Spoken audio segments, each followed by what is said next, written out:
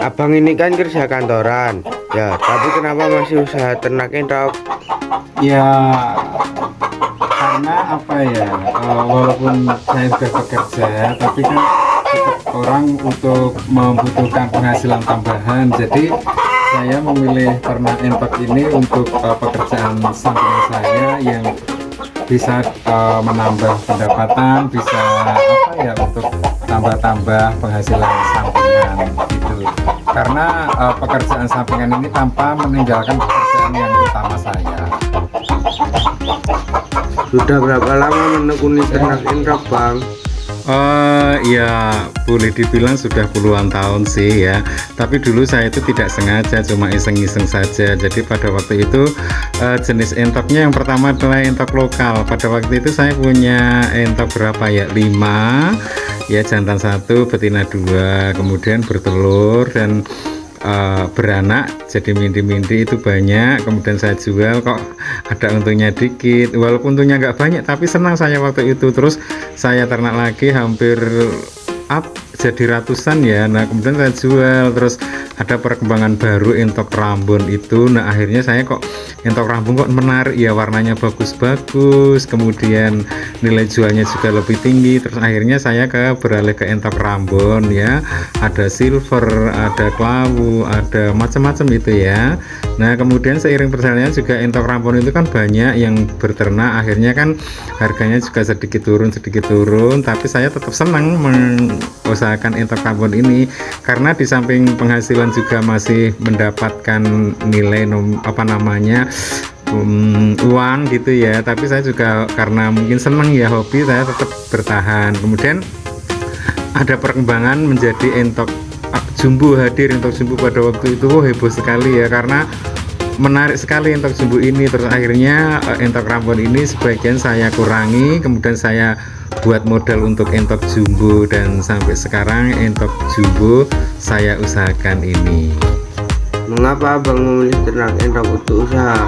Ya karena ternak entok itu apa ya, boleh dibilang mudah sih diusahakan ya, karena tidak memerlukan perawatan yang harus berilmu banyak atau apa. Semua bisa dipelajari. Pada awalnya saya juga tidak tahu, tapi ya asal-asalan, tapi lama-lama saya belajar dari peternak entok yang sudah lama, kemudian melihat YouTube juga cara beternaknya itu. Nah kemudian saya juga mempelajari cara pemberian pakan, perawatannya, kemudian bagaimana mengatasi entok yang sakit, perawatan kandang dan lain-lain itu. Jadi ternak entok ini ya bagi saya sih ya bisa dilakukan ya tanpa meninggalkan pekerjaan saya. Jadi saya merawat entok itu pagi dan sore gitu. Jadi pagi sebelum berangkat kerja, sore juga setelah pulang kerja itu masih punya waktu kok ya, dan tidak mencapaikan. Jadi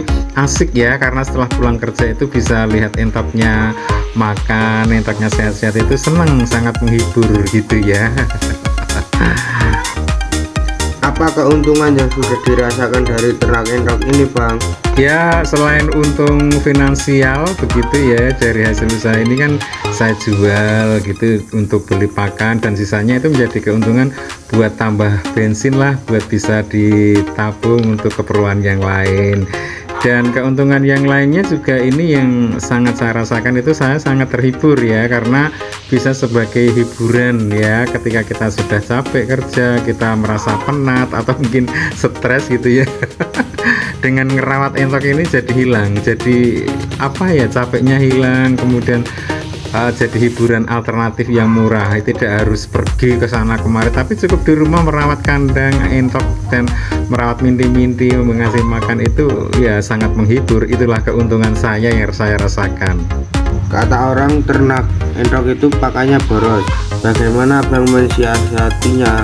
Ya pertama saya belajar dulu pakannya, pertama itu masih saya menggunakan pakan pabrikan, terus akhirnya belajar oh ada alternatif yang lain, terus menggunakan katul, kemudian nasi aking, kemudian yang lain dicampur. Nah itu menjadi pakan utama, dan saya terus belajar cari pakan alternatif yang lain. Ya ada daun-daunan, kemudian sisa sayur, sisa makan, kemudian sampah-sampah sisa itu loh di pasar itu kan banyak. Nah itu saya ambil, kemudian juga kebetulan tetangga ada punya catering, ya saya minta itu, dan itu oke banget buat entok ya, jadi malah nutrisinya banyak. Nah itu jadi yang penting kita bisa menemukan pakan alternatif untuk menekan biaya pakan ini, bukan tidak harus makan pabrikan, itu enggak ya. Nah itu, tapi memang pakan utamanya bekatul dan nasi aking ini saya berikan ya, tapi porsinya sudah berkurang banyak karena saya menemukan pakan alternatif yang lain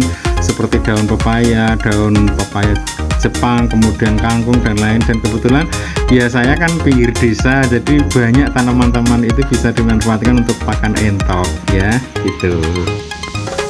Kalau sudah panen bagaimana Bang menjualnya? Dijual di mana? Kalau udah panen ya pertama dulu menjualnya sih konvensional saya ya, dijual di pasar gitu, tapi kan harganya ya di pasar tak sendirilah. Terus akhirnya ya dari HP ada sosial media, saya memasarkan melalui online dari Facebook, dari WA. Nah ini bisa lebih luas jangkauannya, dan banyak yang datang ke sini ya. Akhirnya saya banyak pelanggan yang datang ke sini ya, belinya pertama dulu kan banyak yang penggemukan, belehan gitu. Akhirnya saya beralih ke pembibitan. Nah sampai sekarang banyak yang membeli pembibitan, dan saya merasakan lebih luwes, lebih fleksibel ya, lebih cepat ya untuk pembibitan ini, karena ya tidak perlu waktu lama untuk menjualnya, tapi semuanya memerlukan perawatan yang lebih, sama-sama menguntungkan antara pembibitan dan penggemukan itu ya. Cuma karena pembibitan ini karena kandang saya itu kecil, sempit, cuma ternak rumahan ini nggak punya tempat untuk penggemukan, jadi ketika minti saya sudah berumur 1-2 minggu itu saya lepas. Jadi kandang sempit yang saya miliki ini kurang lebih berukuran cuma berapa ya, 3 meter kali berapa itu, 10 ya atau berapa itu cuma sisa lahan di samping rumah itu saya manfaatkan untuk indukan. Saat ini indukan saya ada sekitar 17 betina, itu jantannya ada 5 apa 4 ya, itu udah produk ya, alhamdulillah lancar ya. Kadang tidak lancar, ada yang tidak netes, ada yang ini kan memang alamnya itu seperti itu, alami. Jadi ya kita cuma bisa mengusahakan dari sisi kebersihan kandang, kemudian kesehatan entok, kemudian nutrisi pakannya, itu yang kita usahakan ya.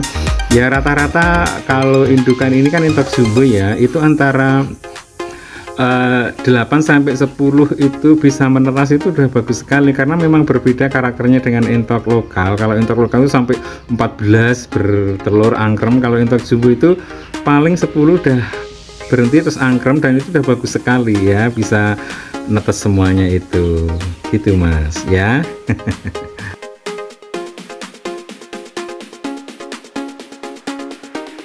Terima kasih waktunya Bang, semoga ternak endoknya semakin maju dan sukses. Baik, sama-sama ya, semoga sukses jadi YouTubernya. You raise me up so I can stand on mountains.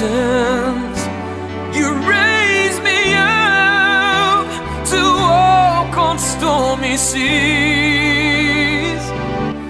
I am strong when I am on your shoulders. You raise me up to more than I can.